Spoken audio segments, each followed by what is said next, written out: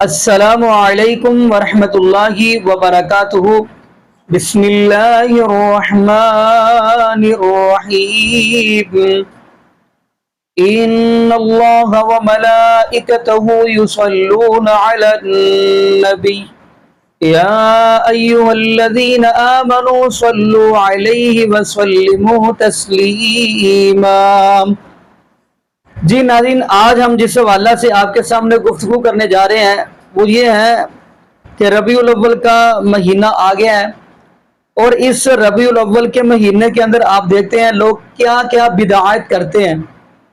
تو ناظرین، اگر خوشی کرنی ہے تو پھر نبی پاک صلی اللہ علیہ وسلم کے طریقے کے مطابق کریں نا، کہ نبی پاک صلی اللہ علیہ وسلم نے خوشی کا طریقہ بھی بتایا ہے، غمی کا طریقہ بھی بتایا ہے۔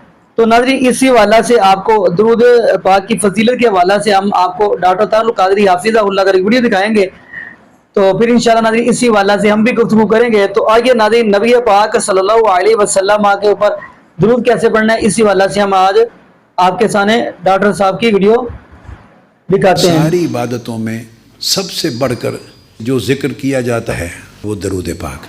یاد رکھ لیں، صرف جو درود پاک زبان ہلا کے پڑھتا ہے نا، تسبیح کا دانہ گراتا ہے یا نہیں گراتا، لب ہلاتا ہے مگر پڑھتا ہے الفاظ درود پاک کے، اس کا بھی قبول ہوتا ہے۔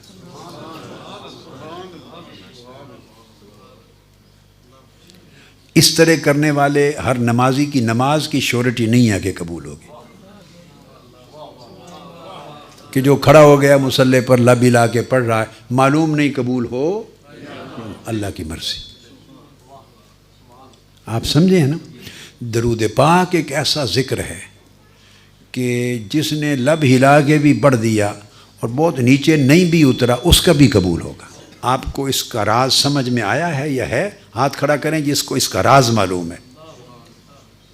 زیادہ کو معلوم نہیں ہے، میں ان کو بتاتا ہوں۔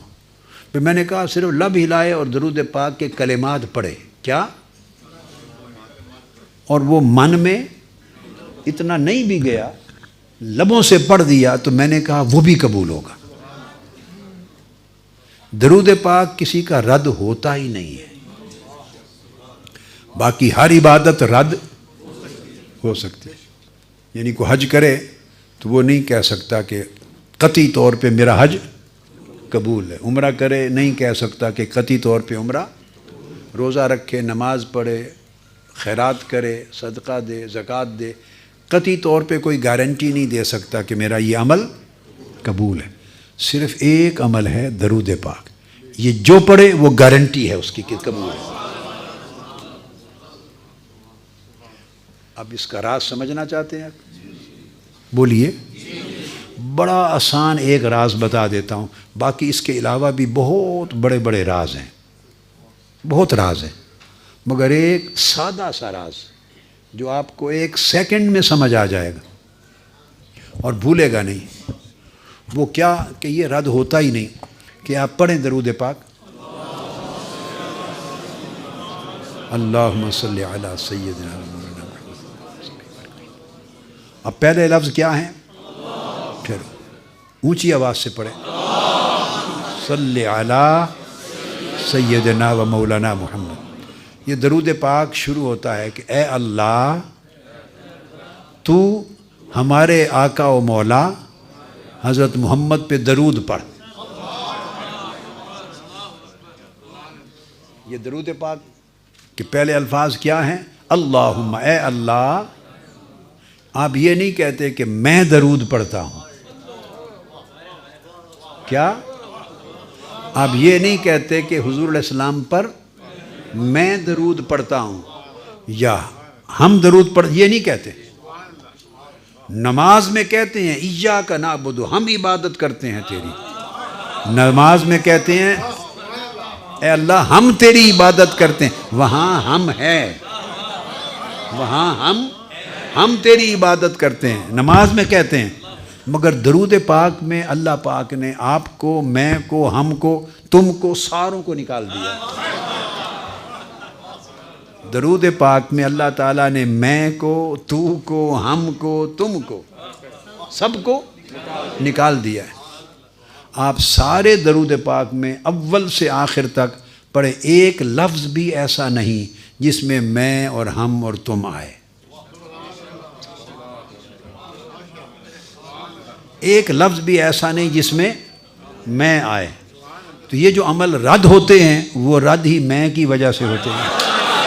اب دیکھو نا، یہ جو عمل قبول نہیں ہوتے، یہ جو عمل قبول، کون سی شے ہے جو انہیں قبول ہونے سے روکتی ہے؟ وہ کیا ہے؟ میں ہی ایک چیز ہے جو کسی بھی عمل کو قبول ہونے سے روکتی ہے۔ اپنے محبوب پر درود پاک کے عمل میں سے اللہ پاک نے میں کو خود نکال دیا۔ جس نے قبول ہونے سے روکنا تھا وہ ہے ہی نہیں اس میں۔ آپ میری بات سمجھیں، جس نے قبول ہونے سے روکنا تھا وہ۔ جی ناظرین، آپ نے یہ ویڈیو ملاحظہ فرمائی تو ناظرین، نبی پاک صلی اللہ علیہ وسلم کے پاس جبریل علیہ السلام آئے تو آ کر کیا کہا؟ فرمایا اے میرے محبوب علیہ السلام، آپ کا امتی آپ کے اوپر ایک مرتبہ درود پڑھے گا، اللہ پاک اس کے 10 گناہ بھی معاف کر دیں گے، 10 درجے بھی بلند کر دیں گے اور 10 نیکیاں بھی اس کو عطا کر دیں گے۔ تو نبی پاک صلی اللہ علیہ وسلم اتنے خوش ہوئے، خوشی کے اندر آ کے نبی پاک صلی اللہ علیہ وسلم نے رب کے سامنے سر سجدے کے اندر رکھ دیا ہے، یعنی نفل ادا کرنے شروع کر دیا۔ یہ نبی پاک صلی اللہ علیہ وسلم نے خوشی کا طریقہ بتایا۔ اب یہ نہیں کہ خوشی کا موقع ہو، جیسے یہ 12 ربیع الاول آتے ہیں، آپ دیکھتے ہیں معاذ اللہ کہیں ناچ گانا، لڈیے پنگڑے، حتیٰ کہ یہاں تک ناظرین گھوڑے گدھے حتیٰ تک معاذ اللہ سجائے ہوتے ہیں، استغفر اللہ۔ تو ناظرین، ان کا کیا ہے؟ شریعت کے ساتھ، اسلام کے ساتھ کوئی تعلق ہے کہ نبی پاک صلی اللہ علیہ وسلم کے صحابہ نے یہ کام کیے ہیں کہ نبی پاک صلی اللہ علیہ وسلم کے صحابہ نے یہ جشن منایا؟ پہلے نمبر پہ تو قرآن حدیث کے اندر یہ لفظ جشن ہے ہی نہیں۔ جشن کا لفظ دیکھیں کتنا عجیب ہے، جشن۔ تو ناظرین، ایک اور بات کرتا چلوں، اگر ان کی اعلیٰ حضرت کی کتاب، جو جن کو یہ اعلیٰ حضرت کہتے ہیں، امام احمد رضا خان بریلوی، ان کی ملفوظات دیکھیں، انہوں نے کہا کہ نبی پاک صلی اللہ علیہ وسلم کی ولادت 8 ربیع الاول کو ہی ہے۔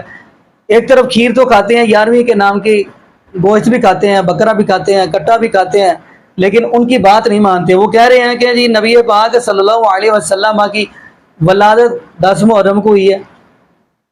نہ اپنے امام احمد رضا خان کی بات مانتے ہیں، نہ پیر صاحب کی بات مانتے ہیں۔ تو ناظرین، دعا کریں اللہ پاک ان کو سمجھنے کی توفیق دے، اور یہ بھی دعا کریں اللہ پاک 5 وقت کا پکا اور سچا نمازی بنا دے، اور جتنے بھی بے اولاد جوڑے ہیں اللہ پاک سب کو نیک اور صحت، تندرستی والی، ایمان والی، لمبی زندگی والی اولاد عطا فرما دے۔ جزاکم اللہ خیرہ، احسن الجزاء۔ السلام علیکم ورحمۃ اللہ وبرکاتہ۔